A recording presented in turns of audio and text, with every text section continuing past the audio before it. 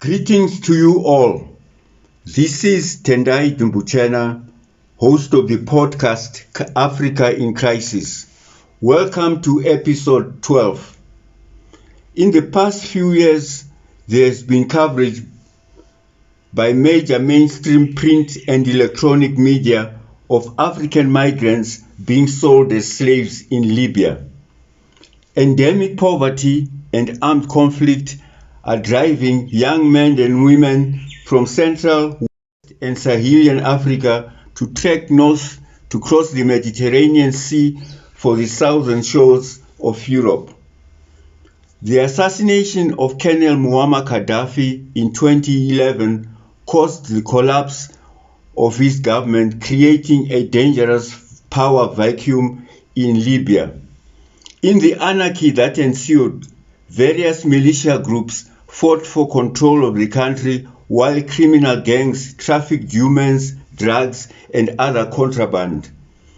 In response to these developments, the United Nations in 2017 condemned the existence of detention centers in Libya and Niger, where vulnerable migrants were tortured, raped, sexually assaulted, and sold into slavery. The International Organization for Migration, IOM, forged a working partnership with the European Union, African Union, Office of the United Nations High Commissioner for Refugees, and countries of origin of migrants to stop this outrage. The IOM during that year rescued 13,000 migrants from detention centers in Libya, 8,000 in Niger, leaving an estimated 15,000 in bondage. The Growth think tank, in a report published in 2017, put the number of migrants in Libya at between 700,000 and 1 million. Many were bought and sold as slaves in garages and car parks in the southern Libyan city of Saba. Most of those enslaved work in the construction and agricultural sectors.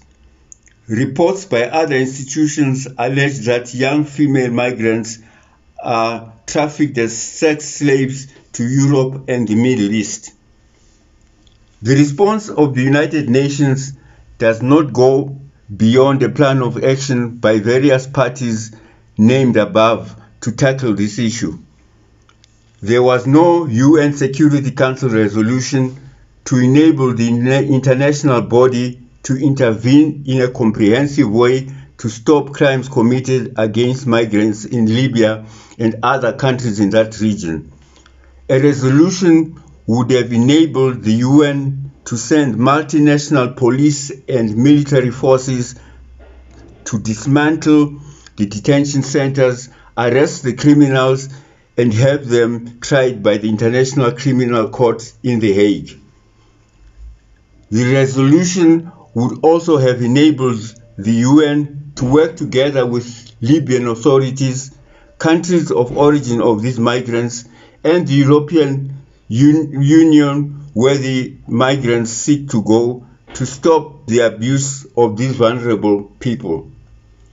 What is extremely disappointing is the tepid response by African countries to the atrocities committed against these migrants on its soil. Africans being enslaved on the continent should provoke an aggressive response from the political leadership of Africa. Summoning Libyan ambassadors to answer a few questions, as was done by the governments of Burkina Faso and the Democratic Republic of Congo, is simply not good enough.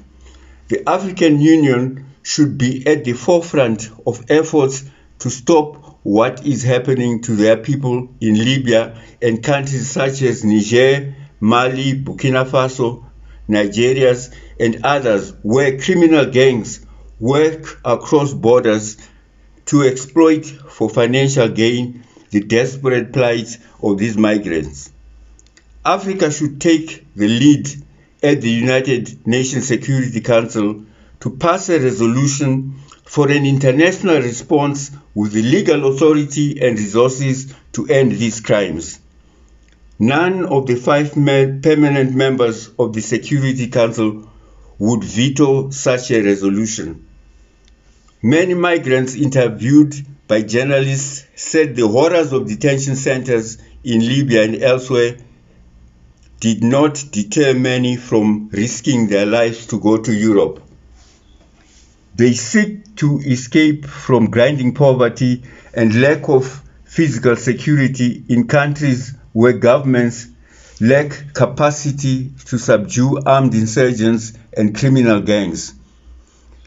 This is how dire the situation is in many parts of the Sahel, West and Central Africa, and in the East in countries such as Somalia and Eritrea. The list is by no means exhaustive. For any international response to the plight of migrants to be effective, it must address the push factors that force desperate people to risk all in search of a better life in distant lands. This podcast has repeatedly said Africa is in crisis caused by the inability of underperforming economies to provide decent livelihoods in safe environments. The crisis is compounded by the incompetence, corruption, and indifference that define ruling elites on the continent. They bury their heads in the sand in denial of this fundamental reality of a continent in crisis. I thank you. Listeners, were you aware that Africans are being sold as on slave markets in Libya? What should Africa itself do to stop this outrage? Please post your comments below.